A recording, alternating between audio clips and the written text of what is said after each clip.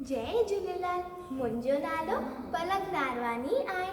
मां 7 दर्जे में पढ़ंदी आहियां। अॼु मां तव्हां सभिनि खे हिकु आखाणी थी ॿुधायां। आखाणी जो नालो आहे सची कमाई। हरिद्वार में हिकु ग़रीब मोची रहंदो हो। उहो गंगा जे घाट ते वेही सॼो ॾींहुं कमु कंदो हो। राति जो पंहिंजी झूपड़ीअ में वञी सुम्हंदो हो। मेहनत करे जूता ठाहे कुझु पैसा कमाईंदो हो ऐं तरह रुखी सुखी रोटी खाईंदो हो।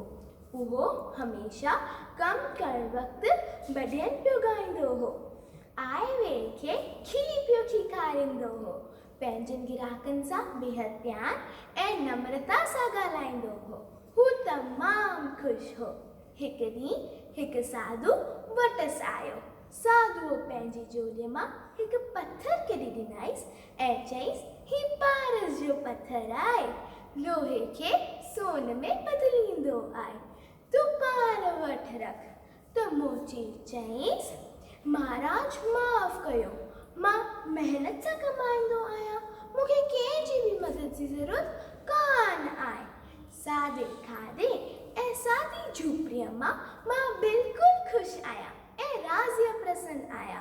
जॾहिं साधू पथर वठण लाइ जोन ठहिराईंसि त मोची खिली करे चयईंसि, साधू बाबा, तव्हां ही पथर कंहिं अमीर माण्हू खे ॾियो, छोकी हू धन हूंदे बि ग़रीब आहे। हुननि खे पैसनि जी ज़रूरत रहंदी आहे। मां मस्कीन मोची, महिनत में ई मज़ो आहे। मां छा कंदसि पारस जो पथर? त साधू सम्झी वियो त मोची लालची कोन आहे। मोची पंहिंजे कम में लॻी वियो ऐं साधू उतां हली वियो। असां सभिनी खे हिन आखाणी मां ही सिख्या थी मिले त असांखे लालची कोन बणणो खपे ऐं पंहिंजी सची कमाई में ख़ुशि रहणु खपे। जय झूलेलाल।